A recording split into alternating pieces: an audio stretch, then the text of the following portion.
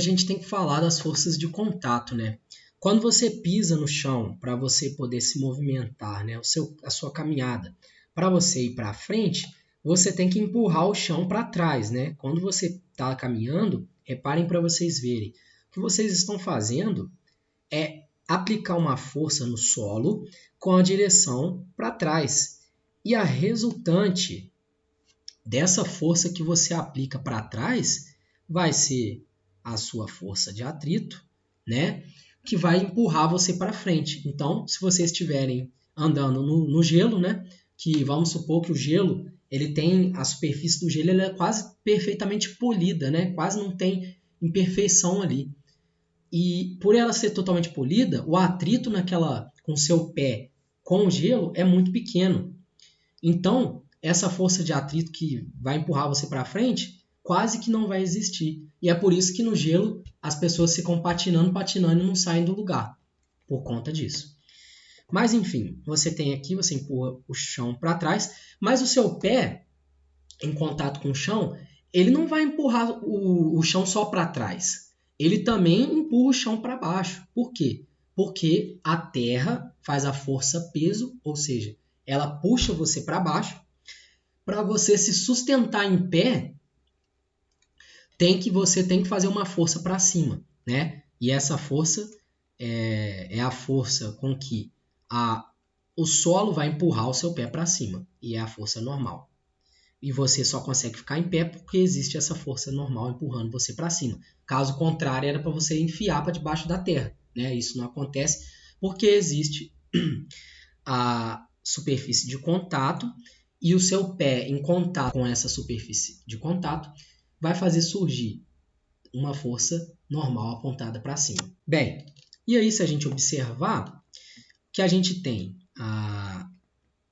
as forças normais, tá? Normal, lembra da palavra de 90 graus, tá? Uma coisa que é normal, a outra é porque ela tem 90 graus em relação a essa coisa. Uma componente da força que aparece no contato entre duas superfícies é a normal, que é sempre perpendicular ou ortogonal à superfície de contato, tá? Ortogonal e perpendicular é a mesma coisa, gente. Essa força pode ser entendida à luz da lei da ação e reação, pois quando um objeto empurra a superfície de um outro, quer dizer, o seu pé empurra o solo, ele também será empurrado com uma força de mesma intensidade, na mesma direção, com sentido contrário. Então, você está fazendo a força-peso com normal aqui, superfície, né? Que você tem a sua força-peso. A sua força-peso está para cá, vamos supor, né? A sua força-peso. Você está com peso nessa direção. Então, o seu peso pode ser decomposto em um peso, né? Que faz 90 graus com o solo, que é esse cara aqui, tá vendo? 90 graus com o solo. E o seu peso também tem uma componente, né? Que está aqui. O peso teria que estar mais ou menos aqui assim, né? Fazendo aqui fica difícil.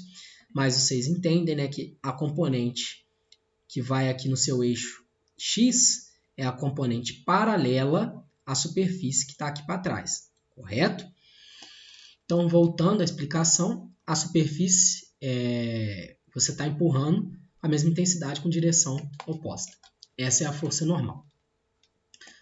As características das forças normais. Ela é sempre ortogonal ou normal à superfície onde o sistema de interesse está em contato. Tá vendo? Ela sempre faz 90 graus com a superfície, que nesse caso é o solo. O módulo, o valor da intensidade dessa força, pode ser encontrado usando a segunda lei de Newton. No caso de um sistema de massa m se mover com aceleração A perpendicular ao solo, quem é a aceleração perpendicular ao solo? Estaria para baixo aqui, ó, junto com essa força, seria a resultante dessa força perpendicular. Porque lembrando da lei de Newton, gente, força é massa vezes aceleração. Então, se você está falando da força que faz 90 graus com o solo, esse é o símbolo que a gente usa, tá? 90 graus no solo.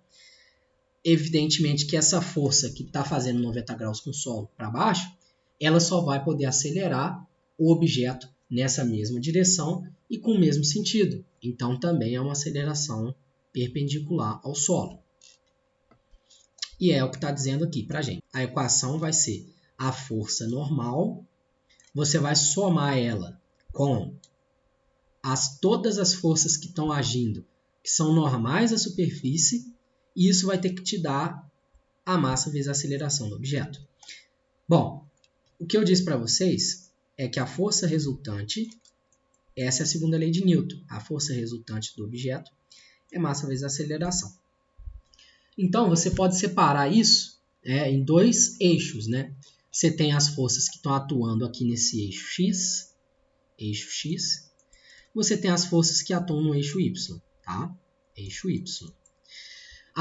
Você consegue separar, então, a força resultante como a força resultante que atua em X e a força resultante que atua em Y, tá? Então, se você somar todas as forças que atuam em Y pela segunda lei de Newton, você vai ter que isso aqui vai ter que ser a massa do objeto, que no caso é o seu pé, vezes a aceleração em Y, tá? E aqui vai ser a massa vezes a aceleração em x. Separamos, então, em duas coordenadas. A gente vai calcular a força normal como? Vai ser a somatória, tá? De todas as forças. O que é força resultante? A gente definiu aqui em cima. A força resultante é o somatório das forças que atuam no corpo. Então, a força resultante em Y é a mesma coisa que o somatório de forças que atuam em Y. Quem são essas forças? Bom, para cima, nesse caso, a gente tem a força normal, mais para baixo. Então, se a gente adotar o sistema de coordenadas aqui, tá? Como para cima como positivo e para baixo como negativo, a força normal está para cima, então ela é positiva. A força peso, que faz 90 graus com o solo, essa componente da força peso que está no eixo Y, está para baixo. Então, aqui, na verdade, vai ser menos a força peso SFPS aí, né? Que é a força peso que é normal à superfície. Então, se vocês olharem para essa equação, o que está faltando aqui para a gente chegar nessa equação aqui? A segunda lei de Newton. A segunda lei de Newton, olha aqui. A força resultante, que é somatório das forças em Y, é o produto da massa vezes a aceleração. Então, isso daqui é a mesma coisa que a massa vezes a aceleração em Y, que é também normal à superfície, tá? Esse cara aqui é normal à superfície. Por definição, a força normal é a força que está normal à superfície aqui, né? E somatório das forças aqui, nesse caso, negativo, porque está para baixo. É isso que a gente tem, tá? Bom, a força de atrito é a força, né, componente da força superficial que é tangente à superfície de contato. O que quer dizer isso? Você tem a sua superfície aqui, tá? Então, se a sua superfície está aqui, o seu objeto está em cima dela e você quer empurrar ele para cá, a força de atrito surge contrária ao movimento, mas ela é tangente à superfície de contato, ou seja, ela é paralela ou faz 0 graus aqui, né, com a superfície de contato, ou 180, tanto faz, tá? A superfície de contato onde esteja atuando a força externa que tenha uma componente paralela à superfície, tá? Essa aqui seria a sua força externa. Então, a gente tem dois tipos de força de atrito. O atrito estático, que vocês conhecem, né, que é quando vocês já tentaram tirar o carro de movimento, quando o carro, vocês tentam empurrar o carro, né, quando o carro dá lá problema, o cara vai lá e te chama, me ajuda a dar um tranco aqui no carro. O que seria isso? Você tirar o carro do repouso, você tem que fazer uma força absurda, não é mesmo? Você tem que fazer uma força que é a chamada, né, força de atrito estático, que é dada por essa conta aqui, a força de atrito estático. Ela é sempre menor ou no máximo igual a uma constante, que a gente chama de μ, que é uma letra grega. μ é para mostrar esse índice que é o atrito estático, vezes a força normal. Essa constante μ aqui, gente, constante, né, de atrito, ela depende do tipo de superfície que está entre contato. Porque se você parar para pensar, se você tentar empurrar um tijolo, por exemplo, num chão de concreto, vai ser diferente a força, né, que você vai ter que fazer para você empurrar um tijolo num chão de azulejo, por exemplo, né? Então, essa constante, ela depende dos tipos de materiais que estão em contato, tá? Quanto maior essa constante, significa que maior vai ser a rugosidade dessas superfícies que estão entre contato, ou seja, mais difícil é você empurrar uma na outra, tá? Então, é basicamente isso. Temos aqui o caso de atrito estático, que seria uma pessoa tentando segurar um carro que está aqui, um trenó, né, que está aqui deslizando. Então, a força de atrito no pé da pessoa que está fazendo essa força vai ser essa força aqui. E ela vai ter que ser igual a essa força aqui de atrito que o carro tem com o solo. Por que ela tem que ser igual? Porque se ela fosse menor, significa que o carro ele ia conseguir realizar o seu movimento e aí a gente não teria o objeto não estaria parado, né? Ele teria atropelado esse carinha que está tentando segurar, tá? Significa que a velocidade do carro tem que ser zero, tá? A gente tem o nosso atrito estático. Estático, gente, para quem não sabe, é a mesma coisa que parado. Bom, e o atrito dinâmico, né, como o próprio nome já diz, dinâmico lembra de movimento, ele é igual a uma constante, μd, que significa constante de atrito dinâmico, vezes a força normal. Então, como vocês podem ver, né, essa constante, de novo, ela depende da superfície que está em contato. E uma coisa interessante, né, é que ela é sempre menor, essa constante é sempre menor do que a constante de atrito estático. Porque é aquela coisa que eu falei para vocês. Você colocar um objeto em movimento, ou seja, você pega o carro que está parado, tentar empurrar ele para colocar ele em movimento, é sempre muito mais difícil do que você pegar o carro que já está em movimento e continuar o movimento dele empurrando. Então, para fazer sentido, né, que vocês podem ver que a única diferença do atrito estático para o dinâmico é a constante, né? Então, essa constante ela sempre é menor do que o estático. A constante de atrito dinâmico é sempre menor do que o atrito estático, por conta disso que eu falei. É mais fácil você manter o objeto em movimento do que colocar ele em movimento. Tá? Então, aqui a foto, né, tem um cara com o peso dele e o movimento dele está para cá.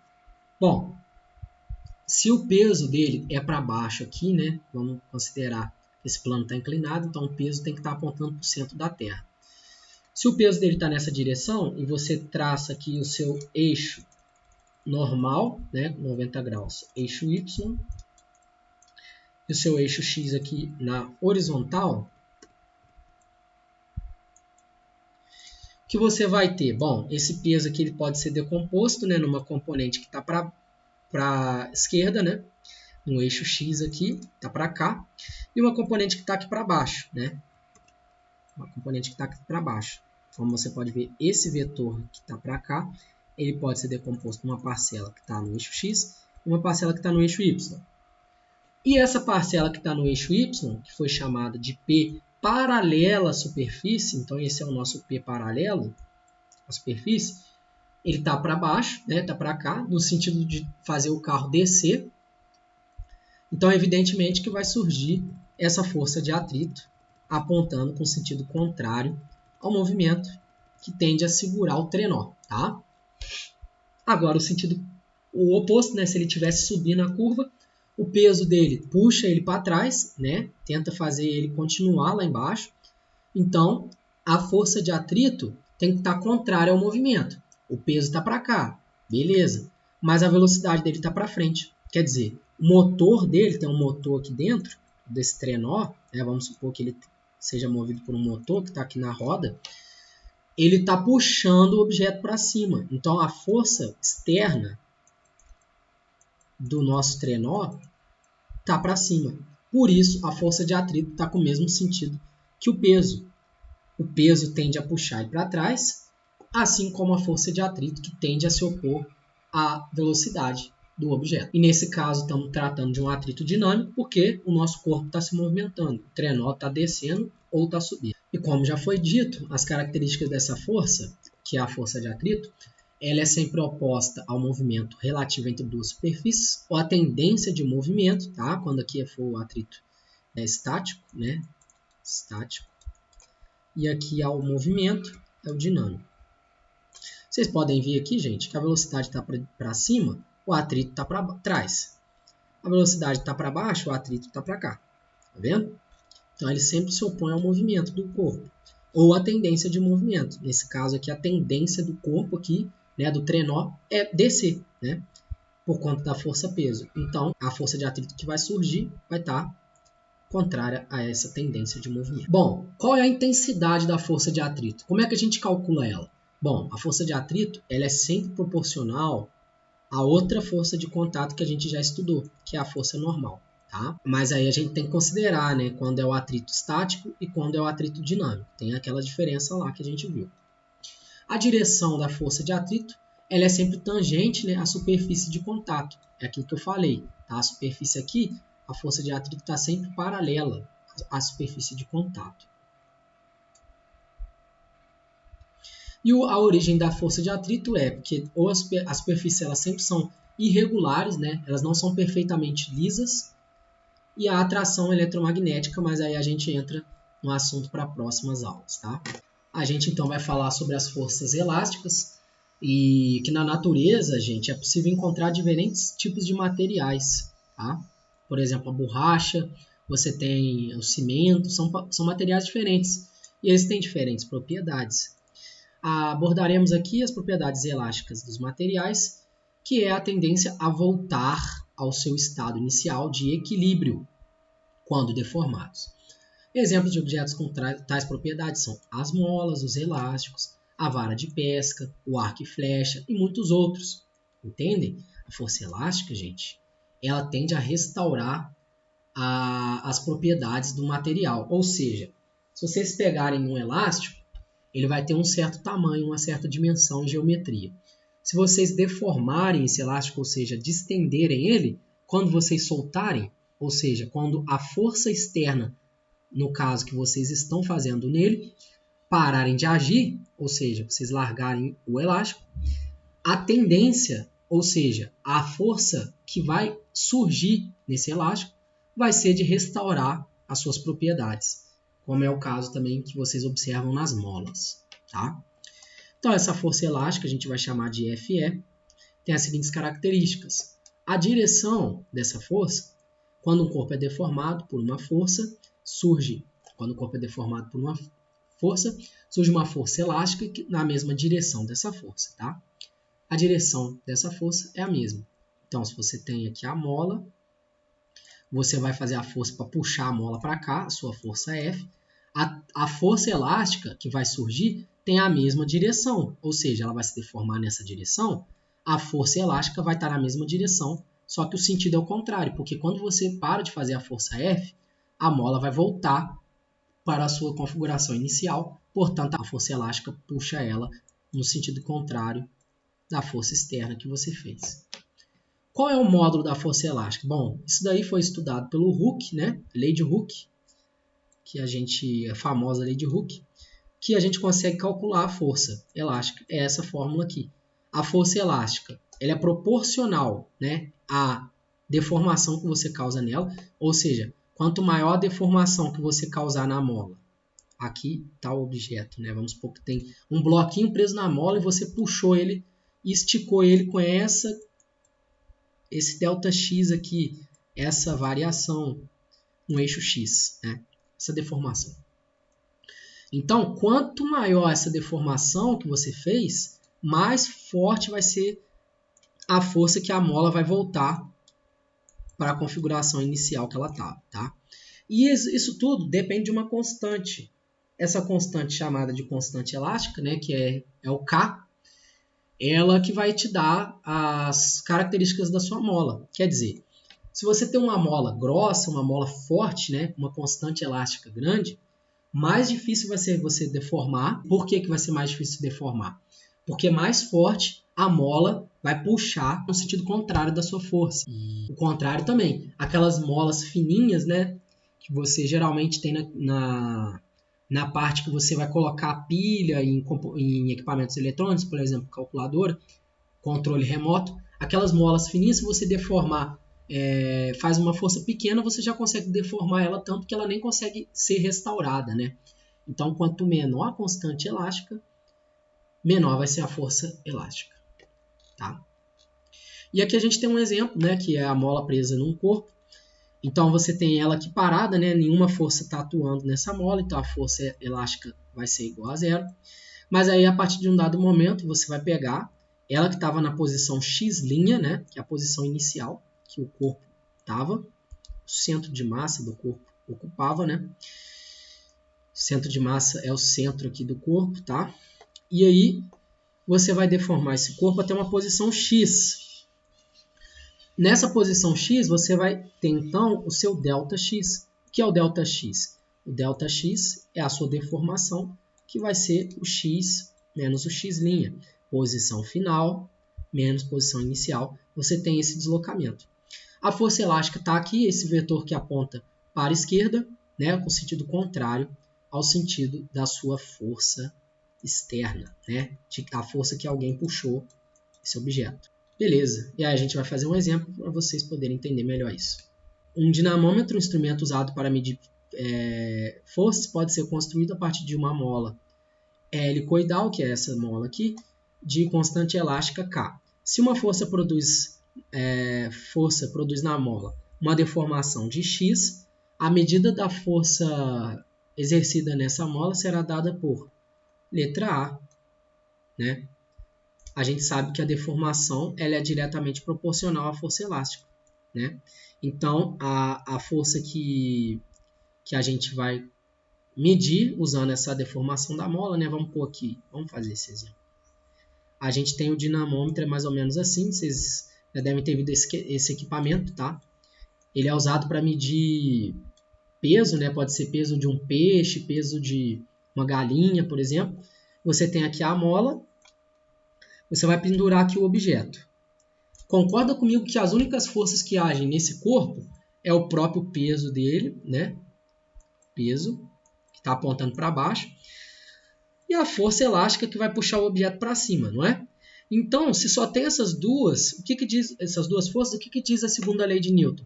Bom, a segunda lei de Newton diz que a força resultante de um objeto é a massa vezes a aceleração. Esse objeto aqui tem aceleração? Não. Depois que você pendurou o objeto que você está medindo o peso, ele fica parado ali para você fazer a medida. Então, a força resultante que age no corpo, como a aceleração dele é zero, massa vezes aceleração vai ser igual a zero. Então, a força resultante que age nesse sistema, mola-peso, é igual a zero. E o que é a força resultante, né? Quais são as forças que estão atuando? É a força da mola, né? Força elástica, que está apontando para cima, né? E menos a força peso que aponta para baixo. Como eu já disse, forças que apontam para baixo a gente adota como negativo. Isso é igual a zero. Então, se a gente está medindo o peso com esse equipamento, a gente pode passar o menos aqui peso para lá, né?